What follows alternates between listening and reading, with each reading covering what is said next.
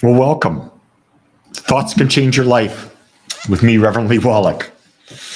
Isn't it sort of ironic that thoughts can change your life is the title of what I'm talking about? And my thought for the day was everything begins with thought. Without thought, there's nothing. Do you really get that? Do you really get that without thought, there is nothing? Thought is the source of everything we experience in our human form. Because our senses bring in information and then our thoughts translate that in our brain and we have an experience. All problems are thoughts. It's the way we think about it. The way we think about things causes us our experience. So then the question becomes, who's the thinker? Who's the thinker? Who's thinking these thoughts? Who's responsible for these thoughts? Well, you are. Who else could be responsible for your thoughts? What are your thoughts? It's where you focus. That's right, it's where you focus. So,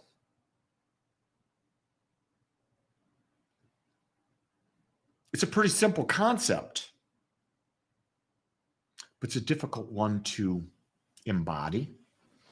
It's a difficult one to really use.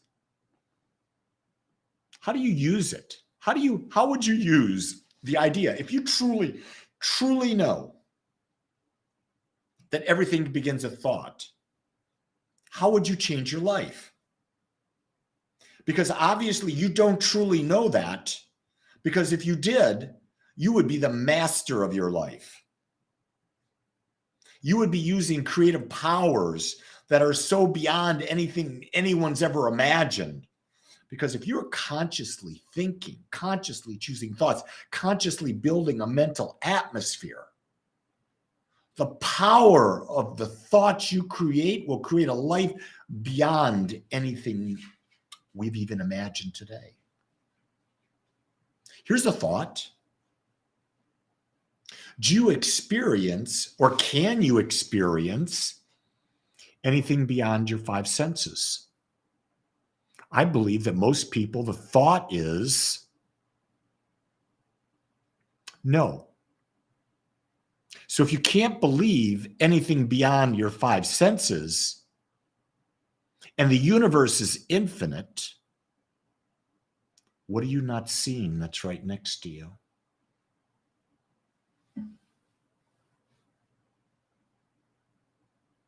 You see, you have thoughts that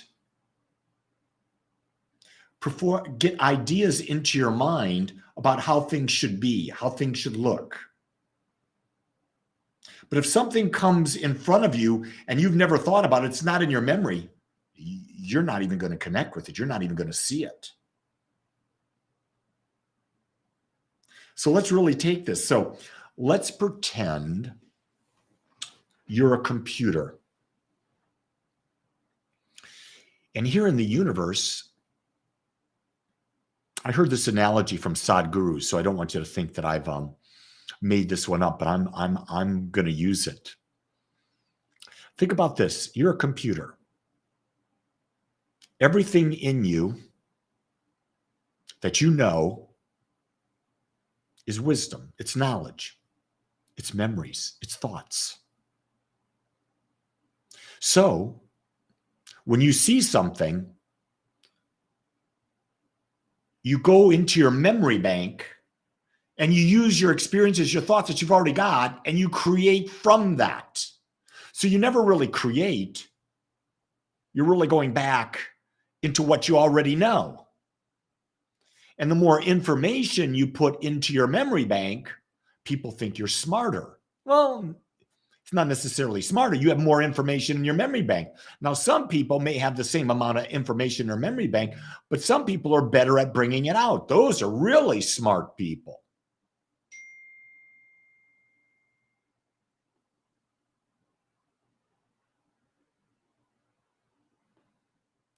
Really smart people, just because they can pull out thoughts that have been thought before. Isn't that fascinating? Are they really smart? Can they see beyond what they already know? And can you see beyond you already know as long as you're listening to your senses? I don't know. So what else is there? Well, one thing we put on the table is this idea of intuition, where something comes to us and we know it. We don't even know why we know it, but we know it. But maybe there's other ways it comes to us. I don't know. I know I've witnessed things in my life that I have no words for, that I can't explain. But I know it. I know it at the core of I am. I don't even have a feeling. I just know it. What about you? Do you have that? Have you been able to tap into something that's not just your subconscious mind playing out? You know, most people, they'll take ayahuasca and they'll do things like that. And they'll say, oh my God, I'm having an experience beyond me. All it's doing, it's playing out your subconscious mind.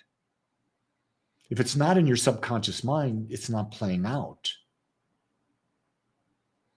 Realize, think about this. If we took out the chip in your computer that stores all the memory, who would you be?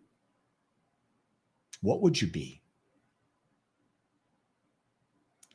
Yeah, here's a cool thought.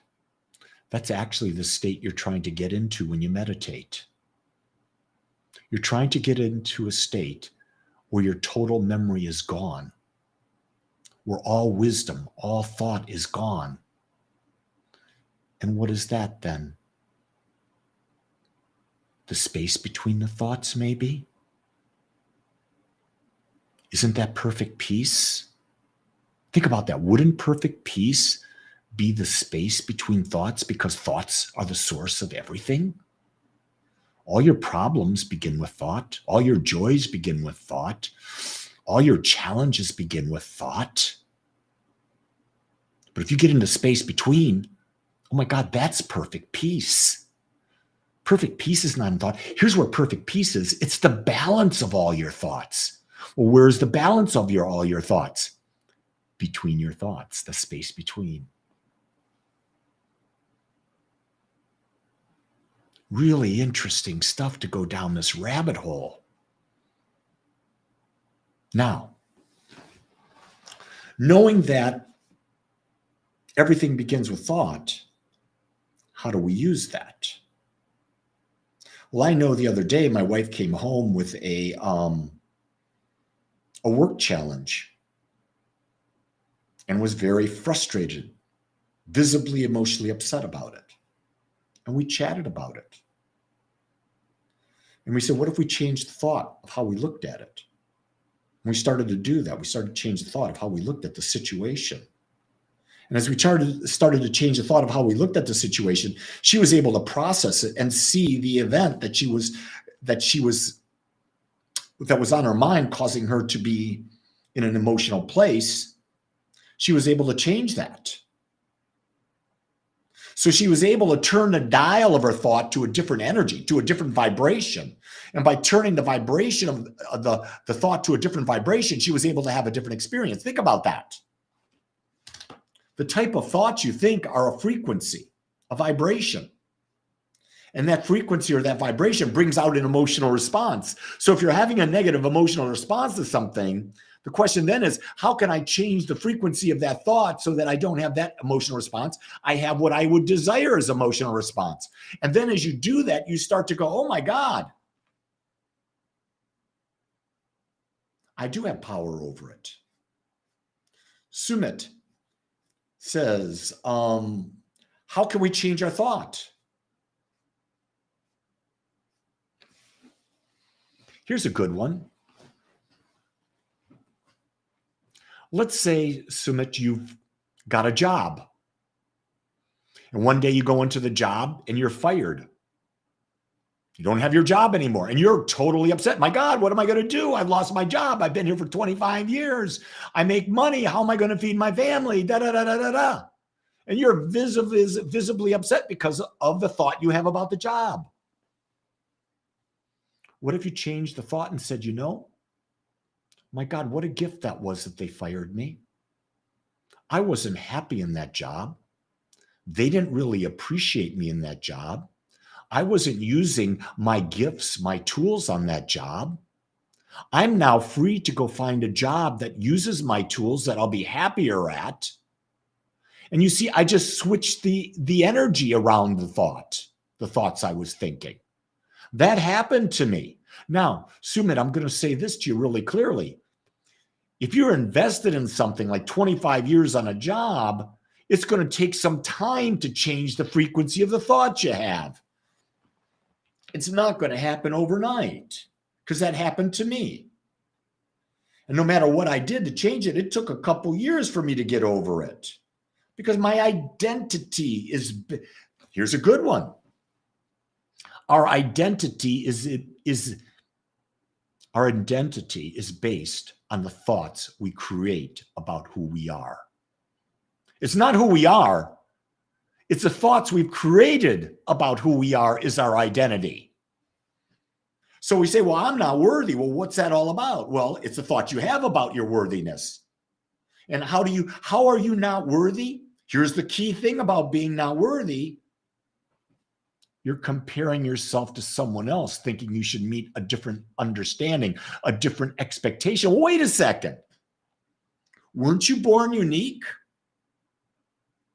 Is there another you, Dion? Is there another you on the planet? Sumit, Eon, Chris, Sabrina, Nilda? Is there another you on the planet? No. Has there ever been another you? No. Well, that means you're unique. Well, if you're unique, you can't compare yourself to anything. Because you're unique. There's nothing to compare yourself to. And yet we in our ego, through our thoughts, compare ourselves to others, and that comparison kills us. It's a death of any joy. It's a death of peace. It's a death of self-worth. It's a death of self-love. Where did it begin? Thought. That's why the title of the podcast is Thoughts Can Change Your Life. Because everything begins with thought.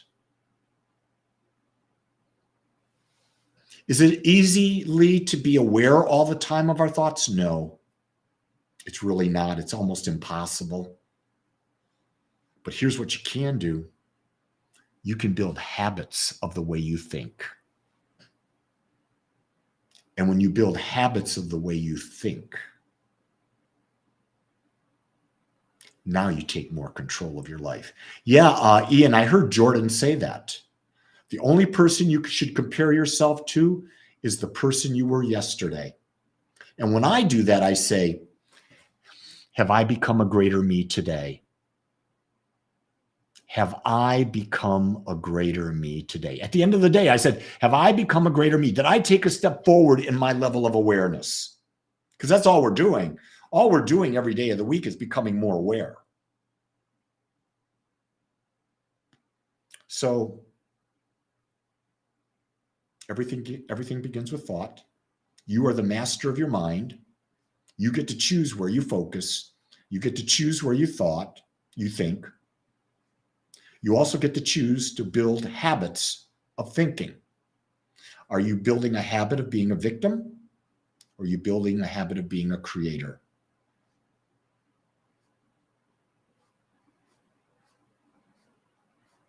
I think we've covered a lot today. I hope you enjoyed this as much as I did. If you want to get more into things like this, know that on March 28th, I'm going to start doing I'm doing a class in the afternoon, and then I'm going to do it again in the evening. It's on the power in you. It's based on my book. It's 7 weeks. And on Tuesdays, I'm going to be doing a class in the evening about how to use the science of mind in today's world. If you are interested, go to agapespiritualcenter.com. Click on the classes or on the calendar page, and you can sign up for one of the classes. We do it on Zoom, so you can be anywhere in the world to do the classes with me. And then one of the reasons I do a class in the afternoon is so that people in South Africa, people in Europe can participate with us. So I would love to have you come and do a class. You'll connect with people. It'll be on Zoom, so we'll get to have one-on-one conversations together. It's a great way to go deeper. So with that, be you, because you can't be anything else. Until tomorrow, know that I love you because I accept you just the way you are. Create a great one. Aloha.